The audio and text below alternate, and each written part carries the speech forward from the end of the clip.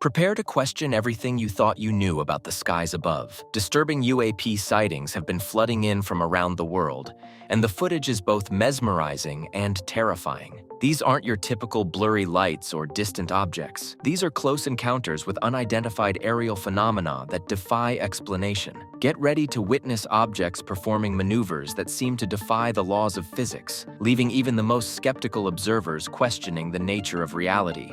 Starting off this list in our number 10 spot, we have the Lake Huron UFO. Just this past weekend, on Sunday, February 12th, US officials were able to confirm that the Air Force and the National Guard had downed a UFO that was seen over Lake Huron, which has a shoreline that is shared by the US state Michigan as well as the Canadian province of Ontario, where I am right now. Representative Alyssa Slotkin, a Michigan Democrat, not only confirmed the downing, but also took to Twitter to write, quote, "Great work by all who carried out this mission both in the air and back at headquarters. We're all interested in exactly what this object was and its purpose." Of course, this only worked to fuel rumors over what exactly this UFO could actually be or where it came from. The Department of Defense is said to have been tracking the flying object for some time before it decided that action needed to be taken in order to get the object out of airspace. So far, while there still hasn't been any confirmations of what exactly this object was, it has been described as a, quote, octagonal structure. Right now, recovery efforts of the debris is underway, but as of filming this, there have been no official reports of what exactly this UFO might have been or where it came from. In our number 9 spot today, we have the Yukon UFO. On Saturday, February 11th, just a day before the Lake Huron UFO, a US fighter jet shot down this unidentified flying object that was in the skies above Yukon, a Canadian territory. Prime Minister Justin Trudeau took to Twitter to let Canadians know that he had ordered the, quote, takedown of an unidentified object that violated Canadian airspace. In an effort to take down the UFO, both Canadian and US aircrafts were scrambled, and Air Force members took to the sky to execute the successful downing of the object. Canadian forces are now working to recover and analyze the wreckage of this UFO to hopefully identify its origin. The North American Aerospace Defense Command, also known as NORAD, had initially detected the object flying at a high altitude over Alaska on Friday evening, and on Saturday is when it crossed into Canadian airspace. Pentagon Press Secretary Brigadier General Pat Ryder explained that, quote, a US F-22 shot down the object in Canadian territory using an AIM-9X missile following close coordination between US and Canadian authorities. Both Canadians and Americans are on high alert with this UFO, considering it is just one of the many that have been taken out of airspace in the last couple weeks alone. Like I mentioned before, right now the Canadian Armed Forces and the Royal Canadian Mounted Police are working on recovering the wreckage, but the FBI will also be working closely with the RCMP during the investigation. In our number 8 spot today, we have the Alaska UFO. Okay, we're doing like a reverse timeline for these few points because now we are talking about the Alaska UFO that was shot down one day before the Yukon UFO. It was like Alaska, Yukon, Lake Huron. On February 10th, an F-22 US fighter jet shot down an unidentified object over the waters near Alaska. The object was said to have been caught flying at an altitude of 40,000 feet and was deemed a, quote, reasonable threat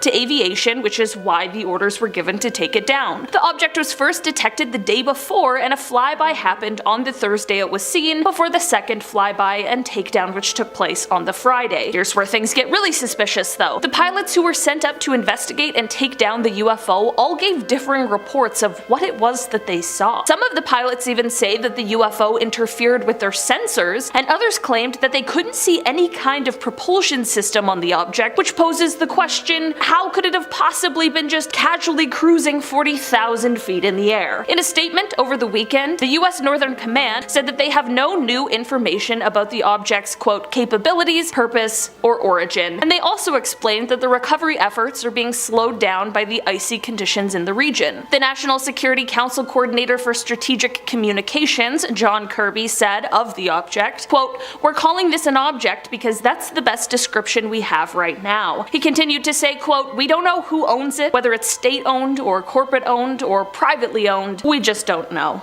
People are especially concerned about this UFO in particular because of the important military sites in Alaska, as well as its very close proximity to its neighboring countries. In our number 7 spot today, we have the balloon. On February 4th, it became public knowledge that officials were monitoring a strange object in the sky that they claimed had entered airspace above Alaska on January 28th. They monitored the object as it later drifted from Idaho southeast to the Carolinas before the decision decision was made to take it down. This operation was carried out and the object was shot down. As it turns out, this object was realized to be some kind of a balloon. The balloon is said to have been about the size of 3 buses, and it was flying at an altitude of around 60,000 to 65,000 feet. Authorities were able to discover that the origin of this object was from China, but there are conflicting accounts of what its purpose might have been. China has maintained that the device was a civilian aircraft that strayed into American airspace, but senior American officials are seemingly believing that the balloon was originally supposed to conduct surveillance. Many believe that the spying was to be done over US military bases in Guam and Hawaii, but winds carried it off course to Alaska, Canada, and finally the United States mainland, where it was then shot down. Whatever this balloon was for, I'm just glad that we know what this one was and where it had come from, because some of these other recent UFOs are just too mysterious. In our number 6 spot today, we have the classified report. We are just scratching the surface of our time in 2023, but already there were some crazy announcements, including one regarding a report that was delivered to Congress from the Director of National Intelligence. Basically, since August of last year, there has been a total of 510 quote unidentified aerial phenomena observed in protected airspace or near sensitive facilities. According to the report, 26 of these were described as drones, 163 were labeled as balloons or balloon-like entities, and 6 were described as clutter, whatever that means. This is all fine and well, but the concern sets in when we consider that this leaves 171 sightings unaccounted for, some of which, quote, appear to have demonstrated unusual flight characteristics or performance capabilities. It's also important to note that the majority of these sightings are coming directly from Navy and Air Force pilots. Here's the thing, what we as the public know is only a 12-page declassified summary of the actual real secret report that was delivered to Congress. Only time will tell if we ever find out what the rest of the report includes or what will happen with further investigation into the 171 sightings, but hopefully if answers do arise, one day we'll find out. In our number 5 spot today, we have the 2021 UFO. On February 21st of 2021, a blogger was using a radio scanner to try and pick up from an aircraft when he received much more than he ever expected. He intercepted the transmission of the wrong aircraft, but at the right time. As an American Airlines flight was headed from Cincinnati to Phoenix around 1:19 p.m., the pilot came on the radio to ask the question, "Do you have any targets up here? We just had something go right over top of us." After this, he followed up with, "I hate to say this, but it looked like a long cylindrical object that almost looked like a cruise missile type of thing moving really fast right over the top of us." Not only were FAA air traffic controllers not able to see any object in the area on their radar scope, but they still have been unable to identify exactly what it could have been. This does happen more often than any of us really know, and it is possible that the object could have been a part of some covert military or Navy operation, but it certainly raises some alarm bells that it was unable to be tracked in any sort of capacity. I wonder if this is one of those stories that will remain a mystery, or if one day we'll get some sort of answers as to what exactly happened here. In our number 4 spot today, we have the 2023 sighting. This UFO video was taken recently on January 22nd, and the video was posted to Reddit by a user called MaxKeller96, and with the video, they gave some context. Quote, "My sister, dad, and I were out hiking near Picket Post when one of us noticed something glimmering near the mountain, so we stopped to look at it. All I could really make out is that it was a small bright dot in the sky. After a good 15 seconds of staring at it, just silently hanging in the air, trying to figure out what the was, I started recording. Sorry it's shaky, I could barely see my phone screen and was trying to get a good look at it with my own eyes. It then dropped 2 flare-looking things, though my sister swears she counted at least 3, and then it instantly sped off, heading south-ish. Up until that point, I thought it might have been a helicopter or a drone, as there's a lot of military/Air Force-based stuff out here, but there's no way anything can accelerate that fast. We all lost sight of it nearly instantly after video cuts, and we were all properly freaked out about it. I've replayed the video probably 100 times and tried showing it to everyone I know, and no one had any idea what it could be other than a super high-end drone. If you think you know, please let me know. After watching the video also probably 100 times, I can definitely say that I have no idea what they all saw that day, because I also really don't think it was a drone. I also have to say that this video even gathered people together on Reddit, and that is no easy feat. Redditors are ruthless, and often very skeptical, and still people are pretty on board and confused over what this could have been. In our number 3 spot today, we have the USS Princeton UFO. This UFO sighting comes from 2004, but footage of it was released in 2000 2017. On November 14th of 2004, the USS Princeton noticed an unknown aircraft of some sort that was about 100 miles off of the coast of San Diego. For 2 weeks prior to this crew had been tracking a strange flying object that would start out around 80,000 feet before extremely quickly dropping to hover right above the Pacific Ocean. Black Aces Commander David Fravor and Lieutenant Commander Jim Slate of Strike Fighter Squadron 41 went over in 2 fighter jets in order to kind of scope out the situation, and when they arrived they saw what at first appeared to be churning water while there was an oval shape just below the surface. After this, a white oval shaped object appeared above the water, but it had no markings on it, like no windows, nothing that would indicate an engine, no wings, and the infrared monitors on the jets didn't pick up any sort of exhaust, which is especially peculiar when we think of what the pilots who just shot down the Alaska UFO said. No propulsion, right? Gives me chills just thinking about it, because how could that be possible? The commander and lieutenant commander tried to intercept this strange aircraft, but it very quickly flew away and reappeared on the monitor 60 miles away. Like, when I say quickly, I mean it was moving at 3 times the speed of sound and over twice the speed of the fighter jets. Faster than any kind of technology we currently have. We still don't know exactly what this was, because it definitely seems like we don't have the technology to make this sort of thing possible. In our number 2 spot today, we have the Chicago UFO. This UFO sighting comes from November 7th, 2006, and it was at the O'Hare International Airport in Chicago. Flight 446 was getting ready to head to North Carolina when an employee from United Airlines that was on the tarmac noticed a dark gray metallic aircraft hovering over one of the gates. After this, 11 other employees and even a few people who didn't work there saw this gray saucer floating at around 4:15 p.m. The people who saw it explained that it hovered above the gate for about 5 minutes before it just shot itself upwards and broke through the clouds, leaving a hole in the clouds where you could see the blue sky through. The strangest thing, however, is that this flying saucer did not show up on the radar, so the Federal Aviation Administration just called it a weather phenomena and would not investigate it, despite there being around 15 witnesses who all saw exactly the same thing. This story did, however, become one of the most read stories on the Chicago Tribune's website, and even went international because it certainly is very interesting. And finally, in our number 1 spot, we have the Stephenville UFO. In January of 2008, in the small town of Stephenville, Texas, a bunch of residents all saw something in the sky that they couldn't believe. In the beginning, it appeared to be white lights in the sky that were first in a single arc, but then they quickly moved to form 2 parallel lines. It was estimated that the lights were spanning about a mile long and half a mile wide. Craziest part is that it was flying at 3,000 miles per hour, which is similar to the speed of a fighter jet, but there was no sound reported at all. The government chalked this sighting up to the US Air Force flight operation, but many of the residents who saw this event on that day were absolutely not convinced and truly felt like they were lied to. Some even explained that what they saw was too technologically advanced for the human civilization. Starting off at our number 10 spot, we have the Shag Harbor incident. This UFO encounter is often referred to as Canada's Roswell, so I was shocked that I hadn't heard of it before. Basically, this incident took place on October 4th, 1967, when an unknown object crashed into the water near Shag Harbor, which is a tiny town in Nova Scotia. There were at least 11 people who witnessed this object as it crashed, and many people claimed to have heard a whistling sound followed by a loud bang when the crash took place. The witnesses that claimed to have seen the UFO were all doing a bunch of different things at the time. One couple was just sitting on their porch, but the 2 witnesses that really get me are a flight pilot and a ship captain. On Air Canada Flight 305, First Officer Robert Ralph pointed out to Captain Pierre Charbonneau that there was something strange out the left side of the aircraft. They reported an object tracking along on a parallel course a few miles away and described it as brilliantly lit, rectangular object with a string of smaller lights trailing the object. Shortly after they first noticed it, there was a large but silent explosion near the unknown object, and then 2 minutes later there was a second explosion, but this one faded to a blue cloud. As for the ship captain, Captain Leo Howard Mercy saw 4 blips on his Decca radar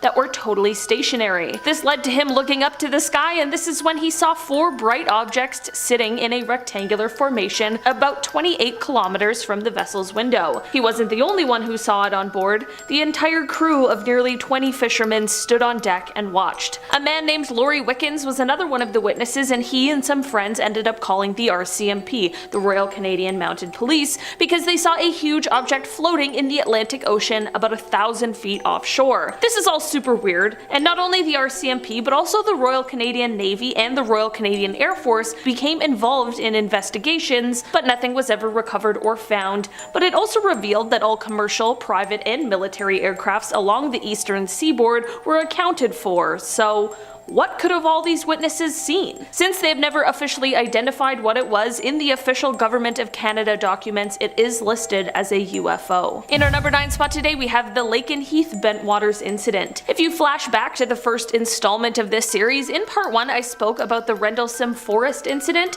and this one is kind of similar to that one, which only adds to its bizarre nature. In August of 1956, radio operators at Royal Air Force Bentwaters began to notice something strange on the radar. Basically, there was some sort of aircraft, and whatever it was traveling at speeds of over 1,000 miles per hour. Of course, since this was near an Air Force base, they immediately sent training aircrafts up to intercept and investigate, but at that point it found nothing. Shortly after this, a ton of Air Force personnel on the ground began to see a bunch of bright lights in the sky, darting around quickly, and they were also being picked up on the radar again, this time traveling at even higher speeds, closer to 2,000 miles per hour. This is when they sent up 2 Venom interceptors and directed them towards the radar target that was now over Lakenheath. The pilot of the first Venom did achieve contact, but the UFO was quick to outmaneuver him and ended up behind him. The UFO actually chased this pilot for about 10 minutes, despite the pilot doing really aggressive, evasive tactics. The pilot was described as, quote, getting worried, excited, and also pretty scared during this encounter. In the end, they were forced to return to base, and the target remained on their radar screens for a short while before it disappeared. The Condon Committee looked into this case and made quite an unusual conclusion. They normally conclude that UFO sightings are due to some natural phenomena or aircraft,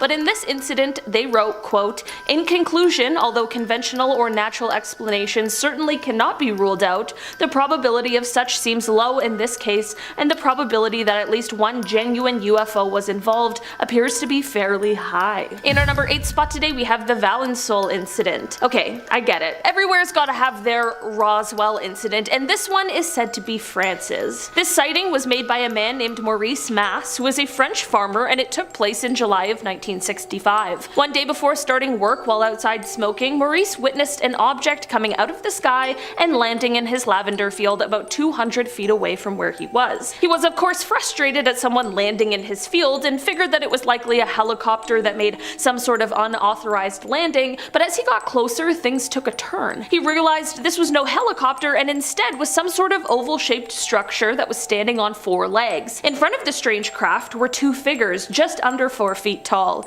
He explained that they were making sort of grumbling sounds and included a brief description of these creatures before explaining that one of them took out a pencil-like device and pointed it at him, which left him completely stuck in his tracks, just frozen in time. As he was stuck there, the creatures got back in their craft and took off, and after about 20 minutes he finally regained his ability to move. Here's the thing.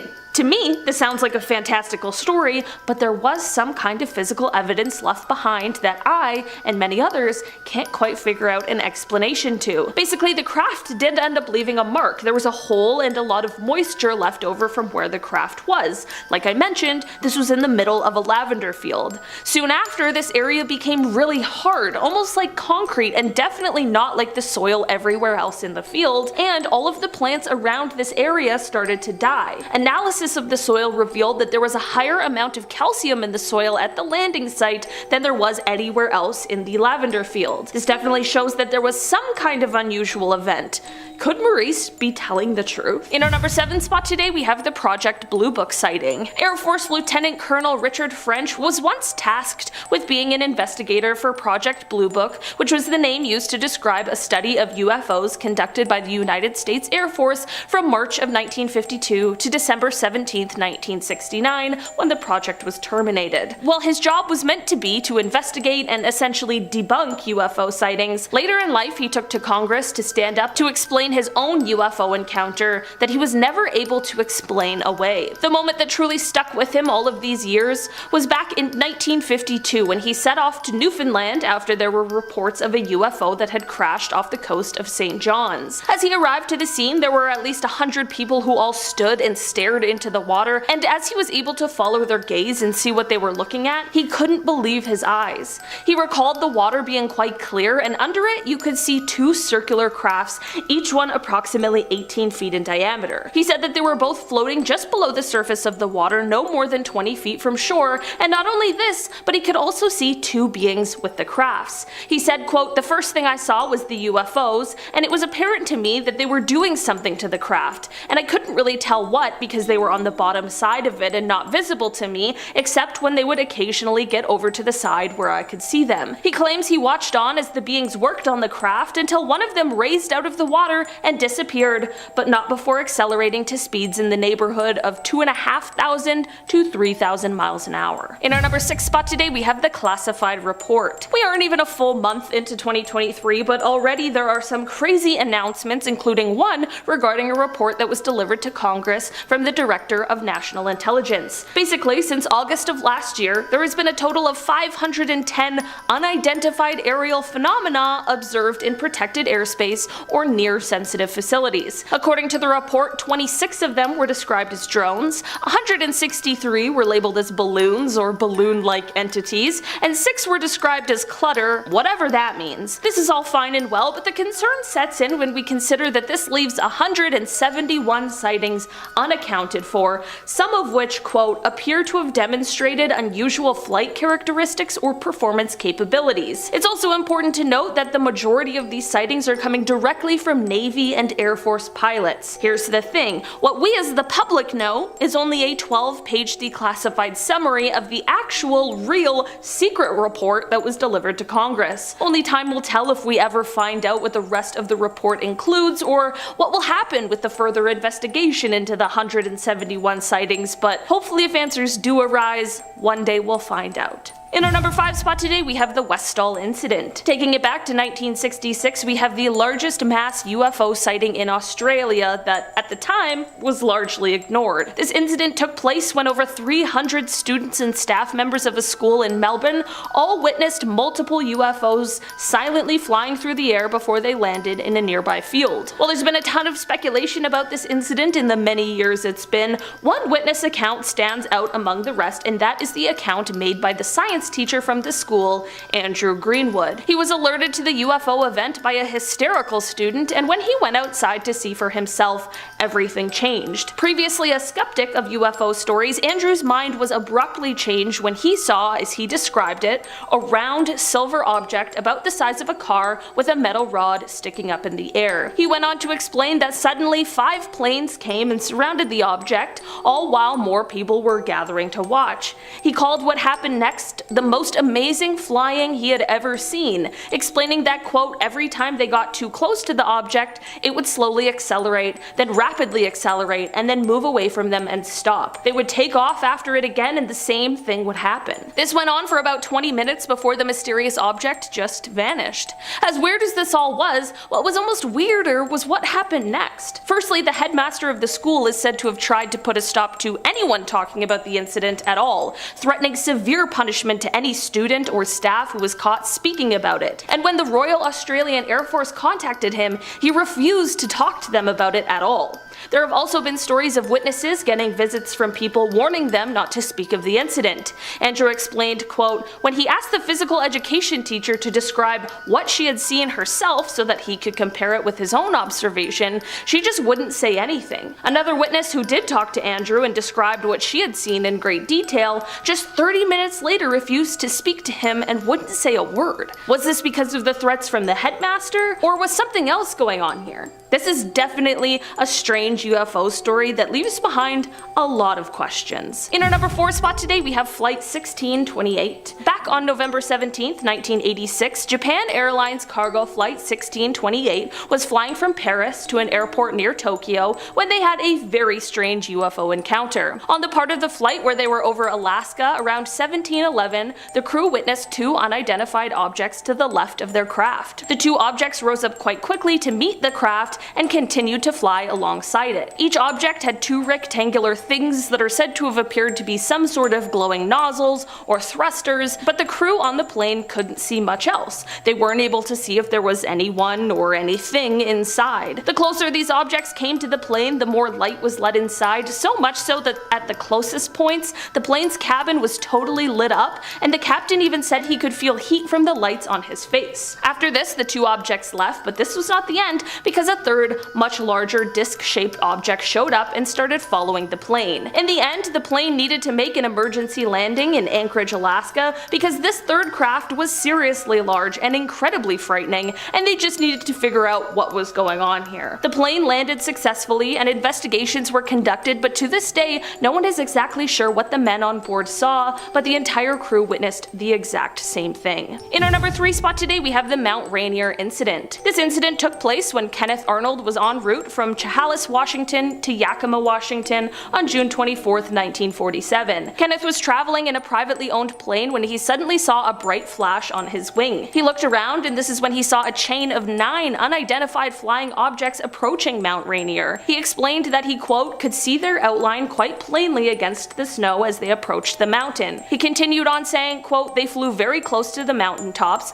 directly south to southeast down the hog's back of the range, flying like geese in a diagonal chain-like line, as if they were linked together. From here, he explained that, quote, they were approximately 20 or 25 miles away, and I couldn't see a tail on them. I watched for about 3 minutes, a chain of saucer-like things at least 5 miles long swerving in and out of high mountain peaks. They were flat like a pie pan and so shiny they reflected the sun like a mirror. He also told investigators that he had never seen anything travel that fast in his life. Unfortunately, Kenneth's story was met with disbelief and a bit of ridicule. This made Kenneth quite resentful, but he said, quote, they can call me Einstein, Flash Gordon, or just a screwball, but I am absolutely certain of what I saw. He added that if he ever again saw a phenomena in the sky, even if it were a 10-story building flying through the air, he would not say a word about it. In our number 2 spot today, we have the Broadhaven UFO sighting. This UFO sighting took place back in 1977, and it all started when an entire class of children all claimed to see some sort of object flying through the sky. The children rightfully were confused and excited over what they have seen, but of course the teachers and adults around them believed it was just their wild imaginations making things up. This is when they decided to split all of the children up and have them draw whatever it is that they saw. While there of course were variations in all of the children's drawings, they all basically drew the exact same thing, which begs the question, did they really all see this thing? The children weren't the only ones who saw it either. Shortly after their sighting, other local residents began to explain that they had seen something strange flying through the air, including one hotel owner. One of the things that really gets people about this case and these sightings in particular is that all of these people claim to have seen something at that time, and even though it's been almost half a century, not a single one of them has ever said it was a hoax or that they were lying about what they saw. They all have the same story they did the day it happened. Finally, in our number 1 spot today, we have Betty and Barney Hill. The Betty and Barney Hill case is definitely one of the most famous UFO abduction stories ever told, and it absolutely has some pretty compelling components. Basically, the story goes that the two were driving on a road in New Hampshire one night on the way home from a trip the pair had taken. Before they got in the car on their way home, they were at a diner and figured that if they really pushed through,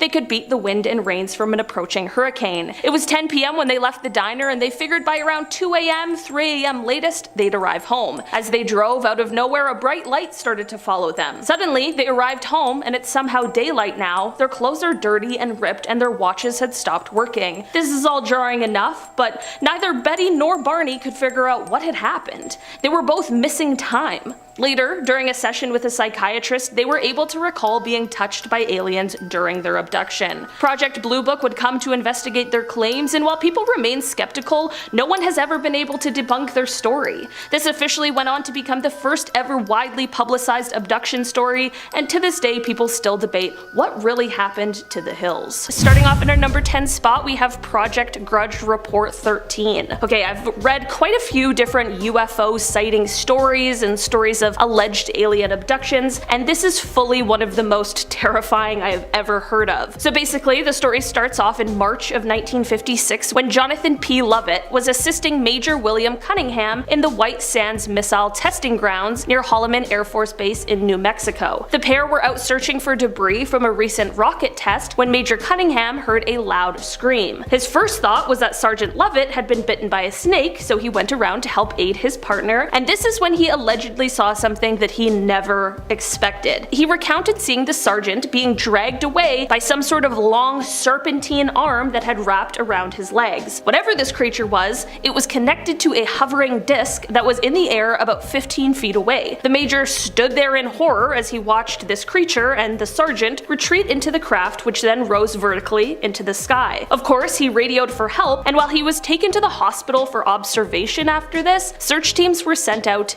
immediately. It wouldn't happen until 3 days later that they would find the body of Sergeant Lovett only 10 miles away from the site where he was said to have disappeared from. The autopsy performed on him later also only raised more questions than answers, as his body was severely harmed. So of course there was an investigation that happened, and many people claim that this investigation was detailed in a 600-page document labeled Project Grudge Report 13. But the problem with this is that no official information on Report 13 exists, and the US government denies its very existence at all. Though Grudge Reports 1 through 12 have been declassified along with Report 14, no official mention or accounting of Report 13 exists, and the story solely relies on secondhand accounts of this horrible incident. In our number 9 spot today, we have the Air Force disappearance. On the night of November 23, 1953, near the Canadian-US border, the United States Air Defense Command noticed a blip on their radar where there shouldn't have been one. This was showing that there was some sort of unidentified object that was in restricted airspace over Lake Superior. In response to this, an F-89C Scorpion jet was sent to investigate with 2 crew members. First Lieutenant Felix Moncla was piloting the craft, while Second Lieutenant Robert Wilson was observing the radar. Once in the air, the pair had trouble tracking the object, which kept changing its course, which then led to ground control helping to direct them. The jet pursued the unknown object for 30 minutes as it closed in on it at 500 miles per hour. After a while, the 2 blips on the radar, one being the unknown object and the other being the investigating jet, converged into one point, and then suddenly the radar return from the F-89 simply disappeared from ground control's radar scope. Shortly after this, the radar blip that was from the unidentified object also veered off and then vanished. The men who were sent to investigate in the jet never returned from the mission, and there was never any wreckage found signifying an accident despite extensive searches. The men and the jet just disappeared completely. It is said that the explanations for the disappearance that have been released throughout the years have changed and flip-flopped in what they say happened, so at this point, no one has any idea what really went on here. In our number 8 spot today, we have Dr. Brian O'Leary. Dr. Brian O'Leary is a former NASA astronaut and Princeton physics professor, and he has been quoted as saying that there is abundant evidence that we are being contacted, that civilizations have been monitoring us for a very long time, and that their appearance is bizarre from any type of traditional materialistic Western point of view. Apparently, he also said that these visitors use the technologies of consciousness, they use droids, they use co-rotating magnetic disks for their propulsion systems, which seems to be the common denominator of the UFO phenomenon. I obviously have no idea how I could possibly substantiate these claims, but they certainly are interesting, regardless of what you personally believe. And based on his education and work experience, it really is quite compelling. This could, of course, just be nonsense in order to stir up the masses, but it could also be someone who's finally telling us all the truth, but we're just too skeptical to believe it. In our number 7 spot today, we have the Roswell incident. This whole rigmarole started in 1947 when some sort of crash took place near a ranch in Roswell, New Mexico. Shortly after this, the Roswell Army Airfield released a statement saying that they had recovered a flying disc from the ranch, but the Army quickly retracted the statement and said that it wasn't that, but instead it was just a conventional weather balloon. This was a little sketchy, but most people let it slide until the 1970s. What happened in the 70s is that a retired lieutenant colonel began to speak out. In an interview with a UFO researcher, he said that the weather balloon story was a cover-up and that alien remains were actually recovered from the crash site. There were both first and second-hand witnesses who claimed that not only were there at least one, but possibly more alien spacecrafts that had crashed at the scene, that there were also extraterrestrial remains that were recovered by the military, who then began to engage in a cover-up. cover-up. In 1994, the story changed from a weather balloon to a nuclear test surveillance balloon from Project Mogul, and it was stated that the stories of the alien bodies were probably just test dummies that had been dropped from high altitudes. I'm not gonna lie, the whole thing sounds a little sketchy. I obviously wasn't there, so I can't say for certain what happened, but someone is definitely lying. I'm just not sure who. In our number 6 spot today, we have the Stephenville UFO. In January of 2008, in the small town of Stephenville, Texas, a bunch of residents all saw something in the sky that they couldn't believe. In the beginning, it appeared to be white lights in the sky that were first in a single arc, but then they quickly moved to form 2 parallel lines. It was estimated that the lights were spanning about a mile long and half of a mile wide, but the craziest part is that it was flying at 3,000 miles per hour, which is similar to the speed of a fighter jet, but there was no sound reported at all. The government chalked this sighting up to a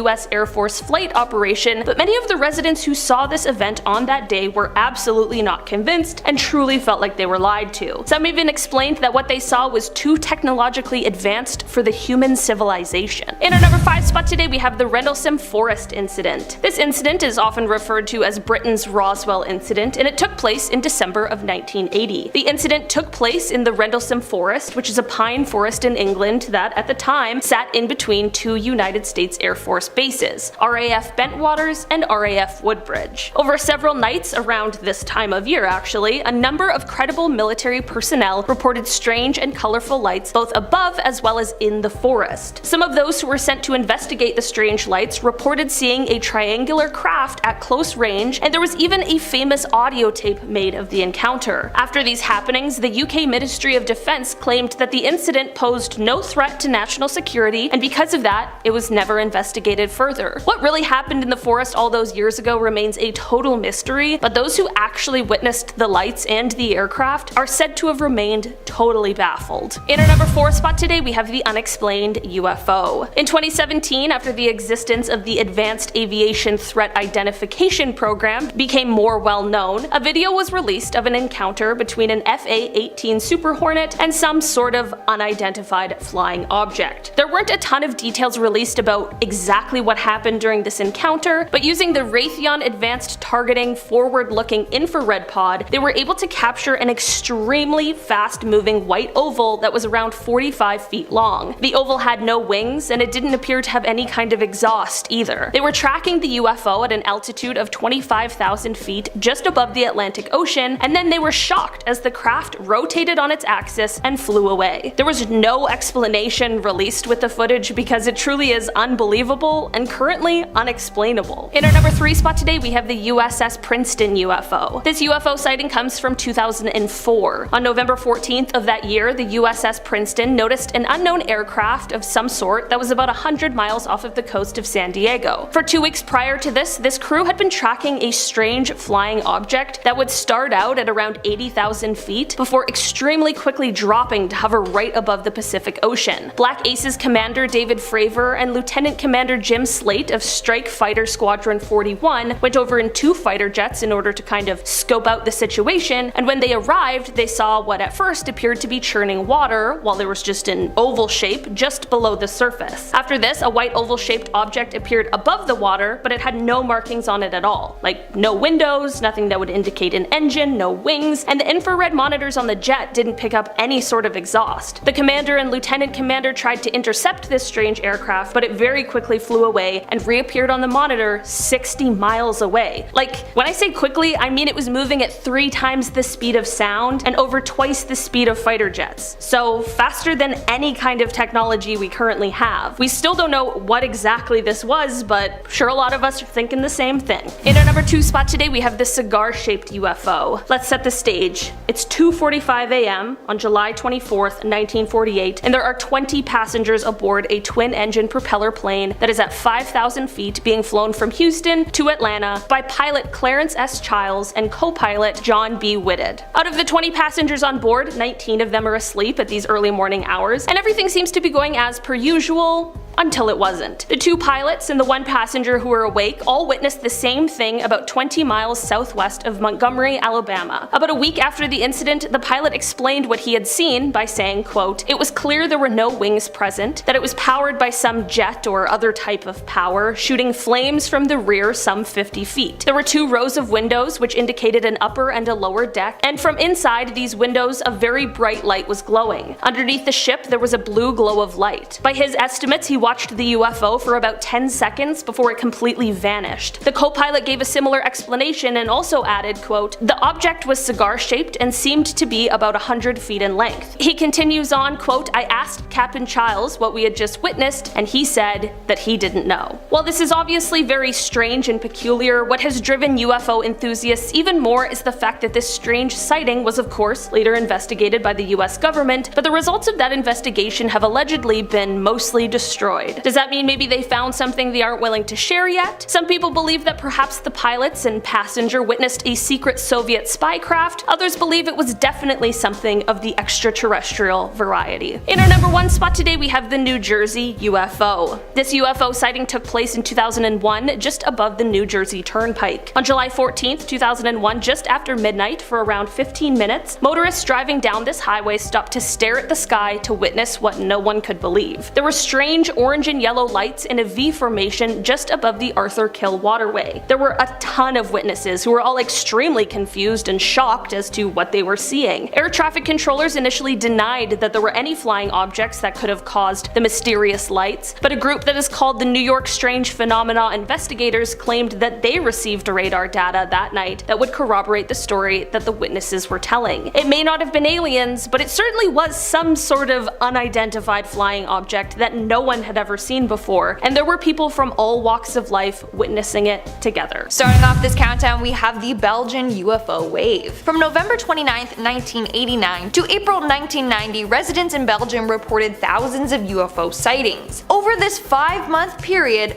13,500 people claimed to see a large, silent, triangular object hovering in the sky. 2,600 of these residents actually filed written statements on them. In spring of 1990, a number of military fighter pilots also saw this craft. They proceeded to chase it, but it ended up disappearing out of sight before they could see what was up with it. The government was like, "Oh, they're just helicopters." But helicopters are loud and not triangular, so nice try. Others believe that citizens were going delusional from eating chips with mayonnaise. Yes, you heard me correctly. I mean, it's a disgusting combo, but you're not gonna hallucinate and see spaceships from eating it. But let me know in the comments below, how do you dip your fries and what sauce? Coming in at number 9, we have Kenneth Arnold. In 1947, pilot Kenneth Arnold was traveling to Washington for a business trip when he saw a bright light reflecting off the side of his plane. That's when he saw 9 aircrafts flying by him in a V formation. He claims that these crafts were moving at 1,700 miles per hour. In fact, this sighting gave birth to the name Flying Saucer. In a report, Kenneth said that they were moving as a saucer if you skip it over water. But the newspapers were like, "Saucer! He said it was a saucer!"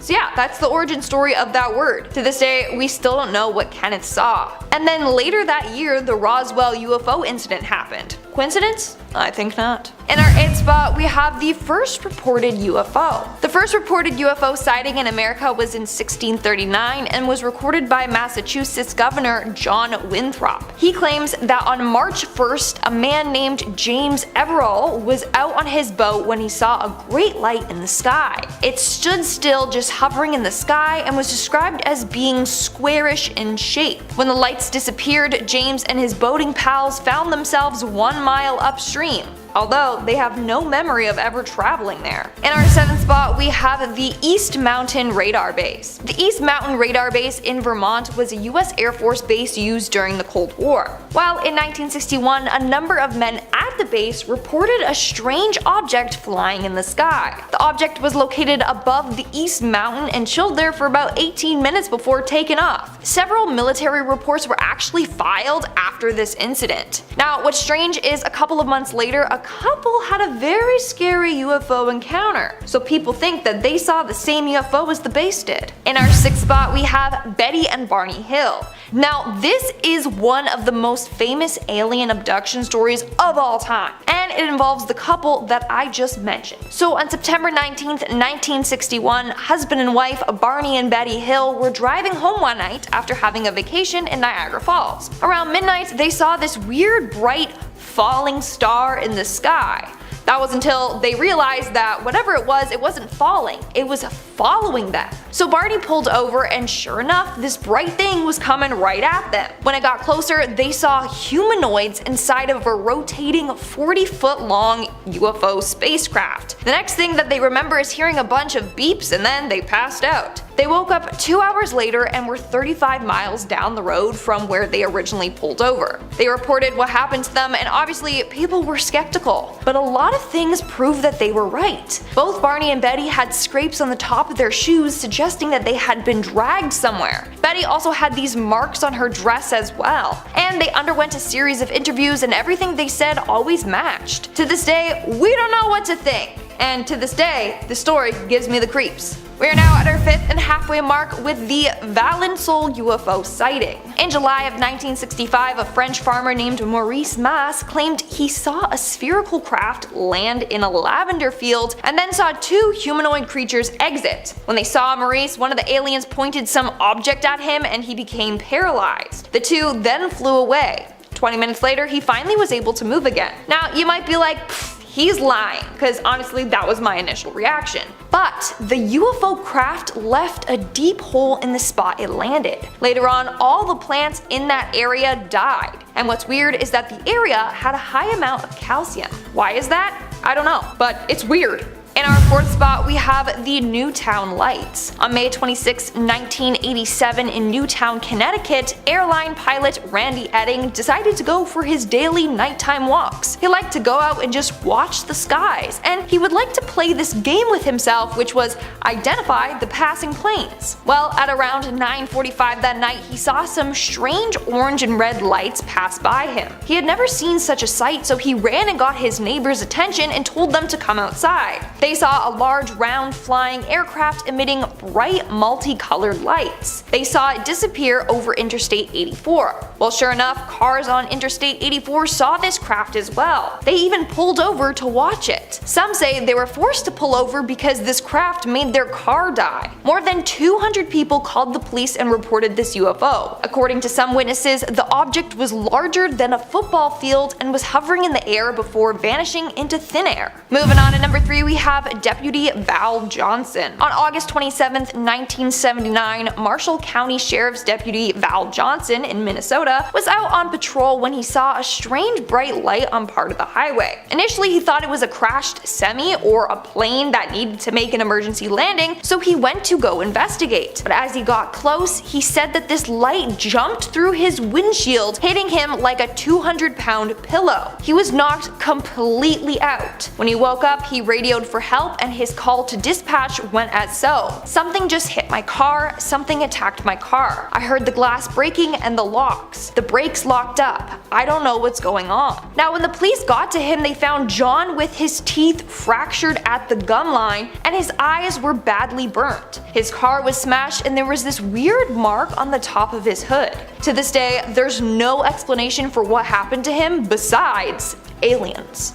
In our 2nd spot, we have Levelland, Texas. Back in 1957, dozens of residents in Levelland, Texas reported seeing a weird object in the sky that would interfere with their vehicles. The first person to report it was a man who was driving on a country highway with his friend. He saw a 200-foot long rocket rise up from a field and rush towards them. It was about to hit them, so they jumped out of the car and landed in a ditch. As it passed their truck, it caused it to rock side to side, and it killed the truck's engine. After that report was phoned in, the authorities received more and more similar reports. Drivers would see this spacecraft fly towards them, and as soon as it did, their cars would die. Police thought it was a hoax until they went out and also witnessed this mysterious craft and lights for themselves. And in our number 1 spot today, we have the Exeter incident. On September 3rd, 1965, a policeman was patrolling Route 101 in Exeter, England, when he saw a woman parked alongside the road. So he pulled over and got out to check on her. When he got to the woman's car, he found her out of breath and frantic. She claimed that a flying object with red flashing lights was chasing her.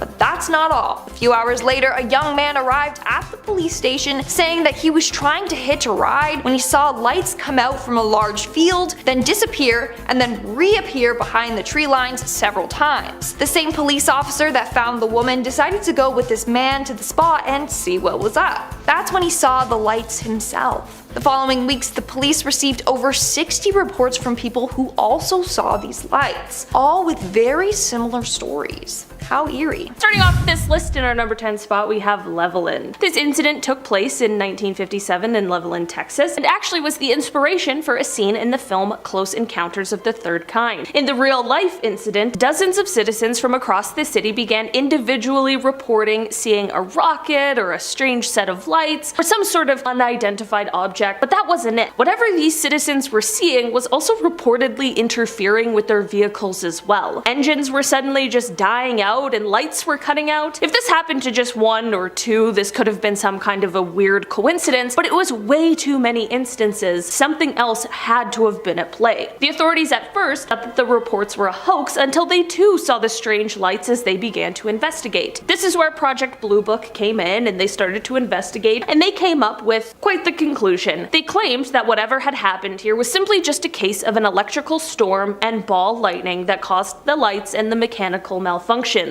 That's super reasonable, but the catch with this explanation is that there were no reported storms or thunderstorms or rain in the area that night at all. I'm just saying, something here clearly isn't adding up quite right. In our number 9 spot today, we have the Belgium wave. Near the ending of November of 1989, citizens of Belgium were shocked to report seeing a big triangular UFO hovering in the sky. Aside from these reports from the visual witnesses, however, there wasn't any physical evidence supporting the existence of the UFO. Flash forward to a few months later in March of 1990, however, and new sightings began to pop up, but this time their presence was being confirmed by 2 military ground radar stations. Here's where things get really strange though. 2 F-16 fighter jets were sent out to investigate what the hell was going on, and this is when the pilots found that they couldn't see anything visually, but their radars were able to spot the target. While trying to keep track of these objects, the UFOs were moving way too fast, and the pilots ended up losing track of them. In the end,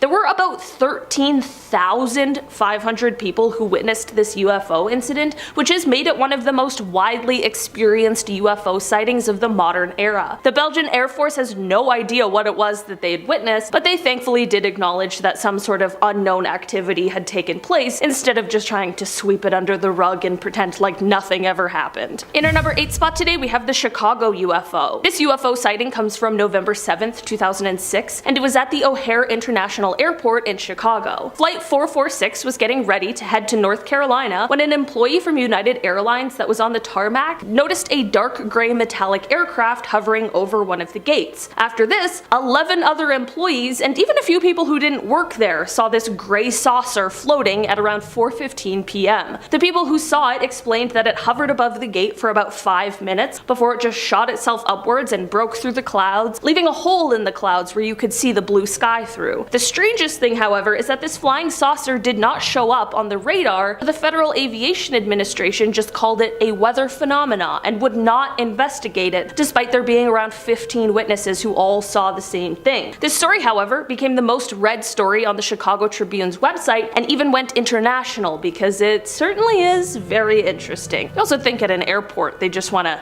investigate strange occurrences, you would hope. In our number 7 spot today, we have the Lubbock incident. On August 25th, 1951, in Lubbock, Texas, a group of scientists from Texas Technical College were all hanging out in the backyard of geology professor Dr. W.I. Robinson. They were all just chilling, enjoying each other's company, until around 9:20 p.m. when they saw something strange. It was a V-shaped formation of 15 to 30 bluish-green lights that were passing overhead. They were completely confused over what it could be, but figured that the lights would likely reappear, which they did. About an hour later, the lights reappeared, and at this point, all of the scientists knew that they had witnessed something exceptionally interesting. But what was it? The scientists weren't the only ones to witness the lights either. About 350 miles away in Albuquerque, New Mexico, an employee of the Atomic Energy Commission's top secret Sandia Corporation, who had a high-level Q security clearance, had been sitting outside with his wife, quote, gazing at the night sky, commenting on how beautiful it was, when both of them were startled that the the sight of a huge airplane flying swiftly and silently over their home. On the aft edge of the wings, there were 6 to 8 pairs of soft, glowing bluish lights. There were more sightings as well, all reporting a very similar thing. The group of scientists began investigating, tracking the lights, which they witnessed 12 more times. They measured the angle of the lights, they tracked the speed, and they attempted, unsuccessfully, to try and measure the UFO's altitude. Here's the deal with this though. The government did end up coming to investigate, but the official explanation for these lights is the most cryptic message I've ever seen. It read, quote, "I thought that the professor's lights might have been some kind of birds reflecting the light from mercury vapor streetlights, but I was wrong. They weren't birds, they weren't refracted light, but they weren't spaceships. The lights that the professors saw have been positively identified as a very commonplace and easily explainable natural phenomenon." I can't divulge exactly the way the answer was found, because it is an interesting story of how a scientist set up complete instrumentation to track down the lights. Telling the story would lead to his identity, and in exchange for his story, I promised the man complete anonymity. Despite people claiming that this mystery has been solved, by this explanation, people are left with a lot more questions than answers. In our number 6 spot today, we have the Foo Fighters. On a late November evening in 1944, nearing the end of the Second World War, Lieutenant Fred Ringwald was riding as observer in a night fighter that was being piloted by Lieutenant Edge Luter with Lieutenant Donald J. Myers on radar. The men were in the Rhine Valley, which sits north of Strasbourg on the French and German border, when Lieutenant Ringwald saw something. He said, quote, "I wonder what those lights are over there in the hill." When the rest turned to look, they saw 8 to 10 fiery orange glowing lights. They checked with the ground radar, but nothing was registering. The men thought that there was a chance that these lights could be some kind of air weapon, so they turned themselves to be ready to fight, only to have the lights suddenly vanish. The 3 men who experienced the strange lights at first didn't tell anyone about what they saw because they feared being ostracized by those around them. This all changed, however, when stories of similar sightings began to spread through their unit. As it would turn out, many other pilots and flight crews experienced these same orange glowing lights, and one pilot even experienced a strange cigar-shaped flying object. In this instance, the UFO was described as, quote, "a wingless cigar-shaped object glowing red just a few yards off the plane's wingtip." Lieutenant Krasny, justifiably spooked, instructed the pilot to attempt evasive maneuvers, but the glowing object stayed right next to the jet for several minutes before it flew off and disappeared. Throughout the years, the explanations for what these people saw have ranged from things like combat fatigue to the works of Nazi astrophysicists, so at this point, what exactly happened here remains quite a mystery.